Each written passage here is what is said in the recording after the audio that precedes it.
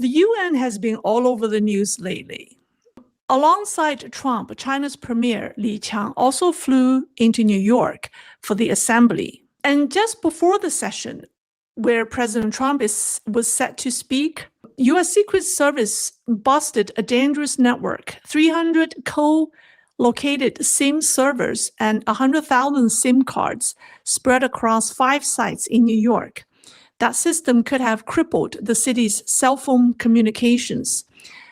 So far, no group has been officially named, but let's be honest, who else has the technology, the money, the manpower, and the motive? My bet, the CCP. Li Qiang was in the U.S. for the UN Assembly. It's his first trip to the U.S. as the premier. But here's the strange part. While in New York, he mysteriously disappeared from the public. Now you have to understand, when it comes to a Chinese premier abroad, his schedule is mapped out to the minute by the Foreign Ministry and the Chinese Embassy. Even the U.S. Secret Service has to know his whereabouts for his security. His disappearance was said to have surprised people. So where did he go? What happened in those missing hours? Leaks suggest that the premier wasn't just sightseeing. He was secretly reaching out to officials from the Trump administration, carrying a message from the CCP's party elders. He was hoping to see people close to Trump, but it said that they were unavailable due to the last-minute nature of this request. It said that he met the Commerce Secretary in the end. Well, that's Howard Lutnick. And the message he delivered, actually, there are not just one message, but 3. So here are the 3 messages that he supposedly delivered. First, Xi Jinping has lost power. The party elders are the ones truly in control. Message number 2, they want to return China to the reform and opening up era, and they see good relations with the U.S. as the top priority. And message number 3 is that they sincerely want to welcome President Trump to visit China. Now, this message certainly didn't come from Xi Jinping. They came from the elders, including Hu Jintao, Wen Jiabao, and General Zhang Youxia. They're said to have personally tasked Li Qiang with this mission. In fact, this was the real purpose of his trip. So originally, Xi Jinping didn't even want Li Qiang to come. He wanted to send Vice Premier He Lifeng instead, because Vice Premier He has been talking with the Americans in the trade talks. So it will be a good fit. But the elders insisted that only Li Qiang had the standing to deliver this message. So that's why he came.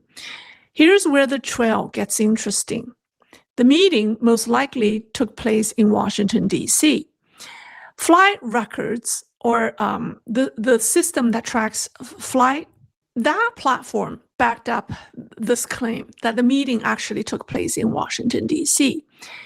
His plane, which was a chartered plane, touched down in New York on September 22nd at 4:28 p.m.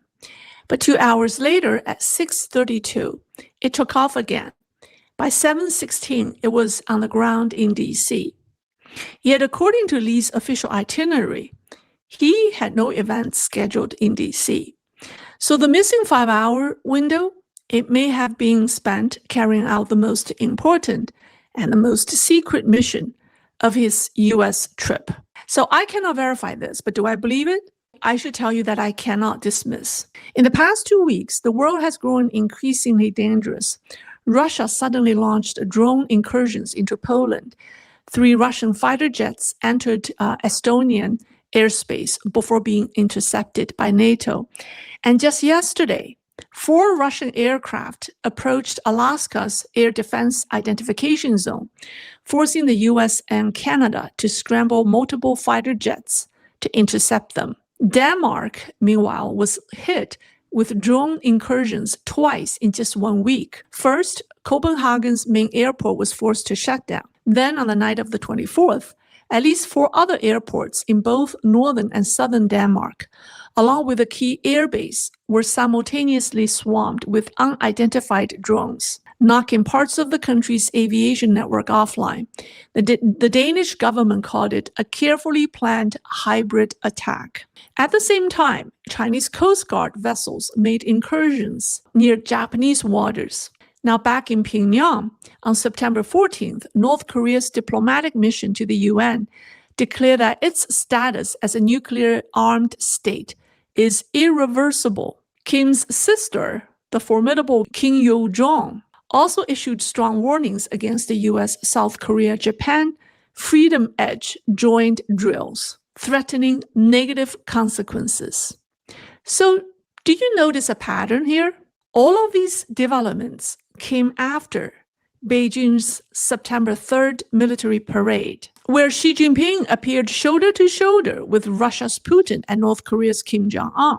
The sight of these three dictators in the same frame crystallized what Xi called the two camps. In the past, U.S. rivalry with China was mostly economic or technological, but today it has solidified into a full-scale geopolitical confrontation. And this camp, the one that you see on the screen, did not exist in Trump's first term. Now it's real. And of the three, Russia, China, and North Korea, it's China that leads. It's very clear. Xi Jinping is the one directly confronting the United States and the democratic world. On September 5th, just 2 days after the parade, Trump announced that his Department of Defense will be renamed the Department of War. Since then, we've seen unprecedented developments, including Trump's 180-degree shift on the Russia-Ukraine war. In fact, uniting with Russia and North Korea to struggle against the United States and the democratic world is exactly the CCP's strategy. Mr. Du Wen, the former official in Inner Mongolia working for Hu Chunhua, who now lives in exile in Europe, he claims to have obtained top-secret CCP documents that outline Xi Jinping's doctrine, what he calls two camps, one struggle. He made the revelation, I think, 2 days ago, but I'm not sure the date of such a document. According to Xi Jinping's own speeches, the world is now split. On one side, the US and the democracies. On the other, what Xi calls the anti-Western united front, led by himself, Putin, and Kim Jong-un. And Xi Jinping doesn't even hide it. In a speech to the Central Military Commission, he called it a life and death struggle. Those were his exact words. Now, the timing of the speech is unknown. I do not think it's recent. I think this speech and this strategy was drafted before his sudden illness at the third-party plenum. So Mr. Du Wen said that the U.S. still misreads China. In 2024, he met with 5 Biden administration officials and several U.S. scholars. What he found was striking. He said they still see China through an old Cold War lens as just another revisionist power. They haven't grasped Xi Jinping's full strategic shift to create this anti-West alliance to take down the United States. And that blind spot, Mr. Du warns, distorts American policy and ripples out to Europe and the rest of the world. All right, so let's get back to the message that Premier Li Qiang delivered. Is it believable? I think it is, because the party elders desperately need to get in touch with the Trump administration about the next step, because they could feel the sinking ship.